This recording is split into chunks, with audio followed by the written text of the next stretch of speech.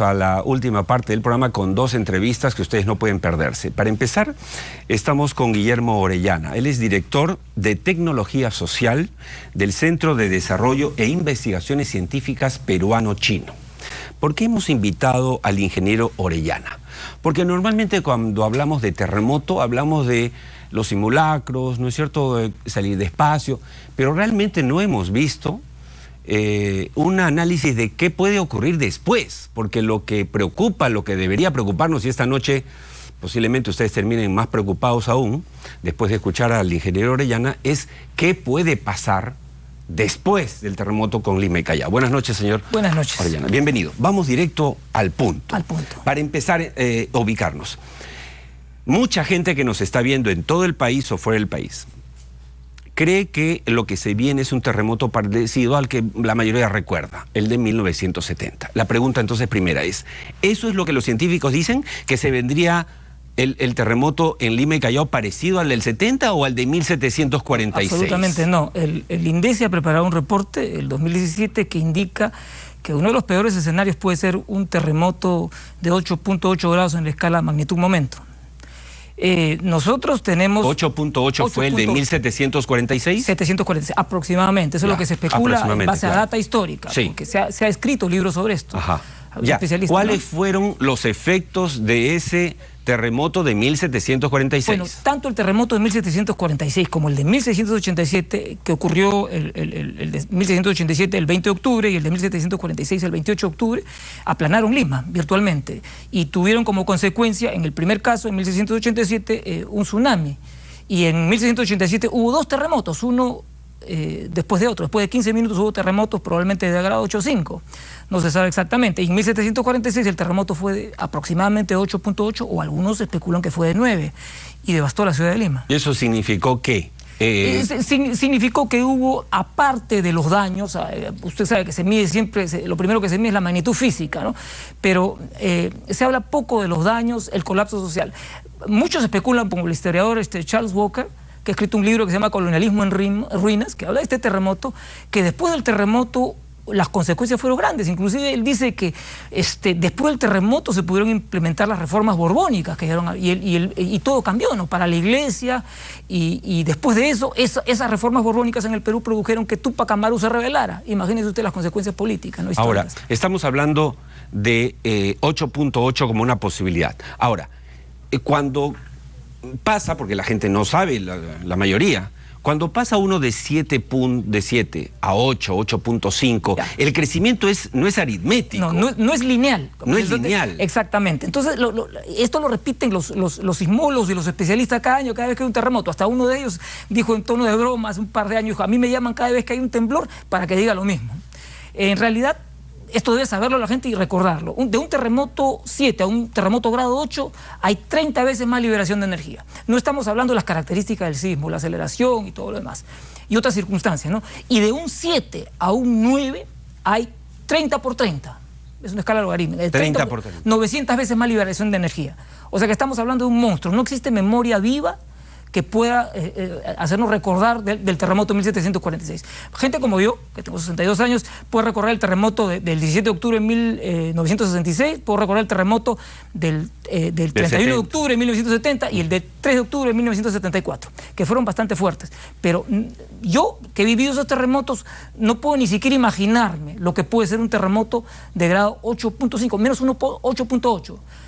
Se han anunciado simulacros para un terremoto de magnitud 8.5, en magnitud momento. Pero el INDECI emite un informe de escenario sísmico en base a un 8.8. Entonces, ¿nos estamos preparando para un terremoto de esa magnitud o nos estamos preparando para algo menor? ¿Qué puede pasar con un terremoto de 8.8 en Lima y Callao? Mire, las consecuencias son tremendas. El INDECI, que ha hecho un excelente trabajo con este reporte, creo que necesita todavía trabajar más en el tema de la vulnerabilidad. La vulnerabilidad se determina con magnitudes de carácter físico. Por eso. Pero hay magnitudes de carácter circunstancial. Ajá. Puede haber un fenómeno en el niño, como en 1687, que acompaña a esto. Ya, pero sin esa catástrofe. Y sin esa catástrofe... Bueno, ¿Cuántos muertos, cuántos heridos podrían darse en Lima? INDECI habla de 110.000 en este informe, 110.000 muertos, y habla de casi 2 millones de heridos. 110.000 muertos, 2 millones de heridos.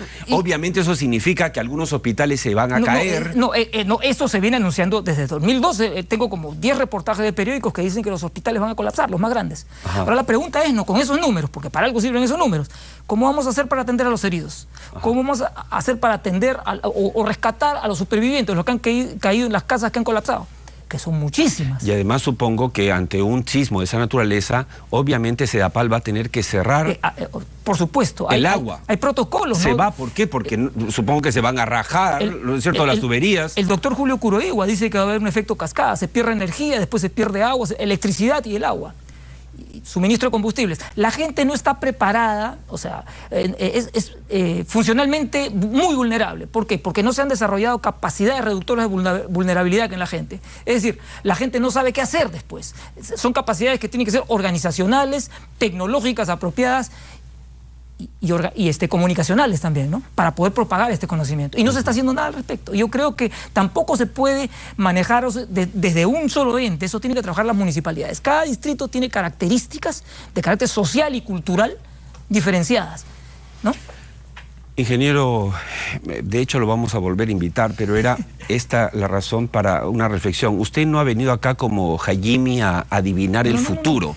Usted, todos los datos que nos ha dado es en base a que hay reportes científicos de instituciones serias, incluyendo el INDECI, que han hablado de esto, pero que nadie pone el resaltador, porque todos nos quedamos en el simulacro, bajen despacio, cuando lo preocupante es lo que viene después, porque si colapsan el agua, la energía eléctrica, la red hospitalaria, el drama va a ser... Y nuestros corredores logísticos van a colapsar. ¿De dónde vamos a sacar comida? O sea, nuestras carreteras, el puerto, probablemente, por el tsunami, y el aeropuerto. Bien. Gracias por haber estado con nosotros, pero de hecho vamos a volverlo a invitar. Muchas gracias.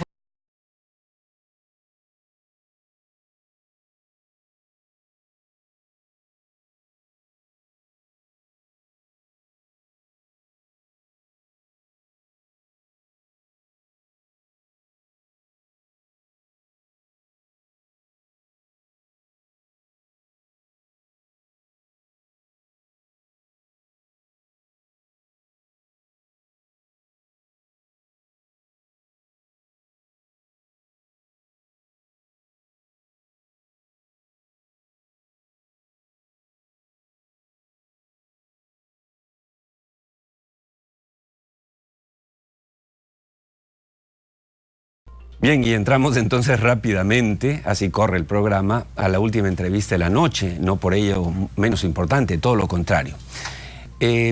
Según la información con la que contamos, es probable, además está en los diarios también, ¿no es cierto?, que en los próximos días o semanas, en todo caso que ya vence el EIA, la ampliación del EIA, de la vigencia del proyecto Tía María, el gobierno del presidente Vizcarra finalmente conceda esta licencia de construcción a la minera Southern. Pero esto significa que no que termina la historia, sino que empieza. Y por eso hemos invitado al ex viceministro de Gobernanza Territorial, Javier Fernández Concha. Buenas noches, Javier. Buenas noches, Oscar. Javier, no te asustes que el terremoto ojalá que no se dé, pero queríamos hablar de eso de todas maneras. Pero hay otros terremotos que nos preocupan. El terremoto social. ¿Cómo ves tú el futuro de Tía María en caso que se dé este escenario que acabo de describir? Mira, el escenario social es un escenario cambiante, no es un escenario estático. Y eso va a depender mucho de la estrategia social de la empresa, pero también del Estado, ¿no? El Estado no puede estar ausente. El Estado es el titular y dueño de los recursos minerales y los da en concesión. Entonces el Estado también tiene que tener un rol mucho más activo en inversión, en capacitación, en gestión a los gobiernos locales. Y te hago esa pregunta, Javier, porque por tu experiencia, además valiosa, has sido el primer viceministro de Gobernanza Territorial. ¿Haría mal el gobierno, por ejemplo, en dar la licencia y no acompañar a la empresa Southern? ¿Dejarla sola sería un error o no? Sería un error porque, como hemos apreciado en las entrevistas anteriores, la minería sigue siendo pues una matriz económica fundamental no hemos cambiado, no hemos diversificado lo necesario para cambiar de matriz económica. Entonces la minería sigue siendo fundamental para el Perú y el Estado debe y tiene la obligación de acompañar a las empresas mineras en este desarrollo, no solo por la empresa minera, sino por la población local. La población local también tiene un derecho a desarrollarse y que el territorio se desarrolle, ¿no? No es un solo lado de la moneda, hay dos lados de la moneda, la población y la empresa. Y el en el caso de Michiquillay, que tú has conocido muy bien, porque además tú eras funcionario importante de una empresa en el proyecto Shahuindo, que es en la zona de Cajamarca, ¿cómo ves el futuro de Michiquillay? Tiene muchos retos. Michiquillay es un proyecto muy interesante, pero tiene muchos retos. Tiene dos comunidades indígenas, que hoy día se llaman comunidades campesinas. Tiene un reto de los terrenos superficiales. Se tiene que evaluar muy bien los anillos vinculados al proyecto, distritos muy cercanos que son eminentemente ganaderos, en el distrito de Namora, el distrito de Sucre. Entonces hay muchos componentes sociales que deben ser manejados de una manera muy eficientemente, tanto por la empresa como por el Estado. En el caso de Quellaveco, recordemos que el presidente regional de aquel entonces, Martín Vizcarra, hoy presidente de la República, logró un acuerdo, ¿no es cierto?, entre el gobierno, la región, la empresa Anglo American para el proyecto y la sociedad. ¿No crees que esa es una buena base para el desarrollo futuro de este proyecto que ya se anunció formalmente el año pasado? Claro, Quellaveco tiene otros retos, tiene una etapa distinta. Ahora lo que requiere la población es empleo local.